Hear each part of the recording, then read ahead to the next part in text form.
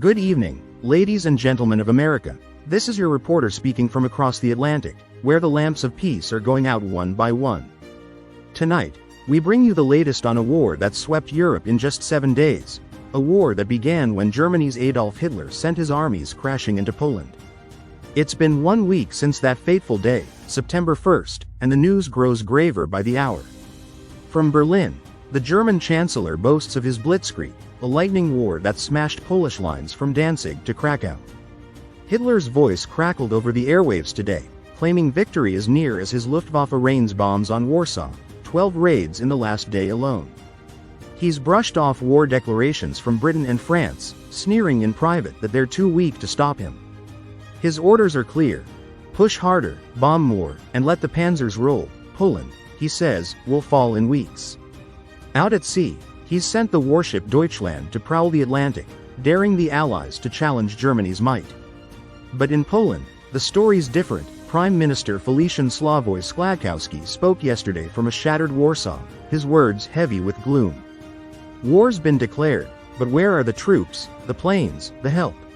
Orders went out last night: evacuate civilians, shore up Warsaw's defenses, anything to slow the German tide.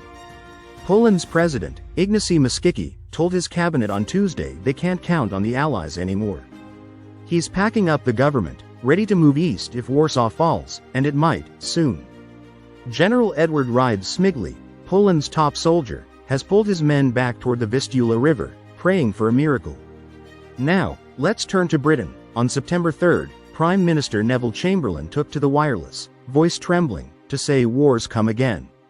Britain's in the fight, but it's a slow start. Since last Friday, they've been rushing 1.5 million kids out of London and other cities. Folks here are mad as hornets, newspapers scream for action, and Chamberlain's feeling the heat. Today, he set up a war cabinet to get things moving: less talk, more fight. War Secretary Leslie Hoare-Belicia's got the Royal Navy on the hunt. Destroyers are chasing German U-boats after the Bosnia went down Monday. The RAF's itching to fly, but they're short on planes. Factories can't keep up yet. Across the Channel in France, Premier Edward Daladier joined Britain's war call on the 3rd, but he's not rushing in. His cabinet's a mess. Pacifists say no more blood, while others want to hit Germany hard. General Maurice Gamelin poked across the German border today, into the Saarland, but it's no big push, just a feeler. Daladier's banking on the Maginot Line, miles of forts along the frontier, to keep France safe. He's torn. Half his country wants peace, half wants war, and he's stuck in the middle. Since yesterday, he's told factories to churn out guns and shells, bracing for a long haul. Gamelin's calling up reserves, but it's slow going. France won't leave home undefended to save Poland. Then there's Moscow. Soviet Foreign Minister Vyacheslav Molotov's keeping mum, but he's smiling behind closed doors. Word is, he's got a secret deal with Hitler. Eastern Poland's his prize, and since yesterday, Red Army units are gearing up to grab it. So why ain't Britain and France doing more, you ask? In Britain, those kid evacuations have gummed up the works. Trains and roads are clogged with crying youngsters, not soldiers. Every truck hauling kids to the countryside is one less for the army. In France, it's politics. Leaders bicker while the clock ticks, and nobody's sure who's in charge. Both countries are scared stiff. 20 years ago, the Great War chewed up millions, and nobody wants that again. Folks over here still wake up from nightmares of the trenches. It's holding them back. And the gears ain't turning right. Britain's navy's scrambling for ammo, and France's reservists are still kissing their wives goodbye. While the big shots argue, it's the little people who are hurting.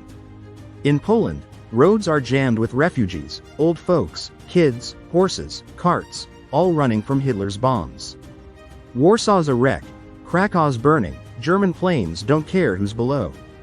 Over in Britain, mothers are sobbing at train stations, kids shipped off to farms, cities half empty. Families don't know if they'll ever sit together again. It's heartbreak on both sides of the fight. Back home, America, you're watching this storm brew, and it's got us wondering. How long can we stay out? Here's the picture after 1 week. Hitler's on a roll, Poland's hanging by a thread, and the Allies are playing catch-up. Germany's boss thinks he's untouchable.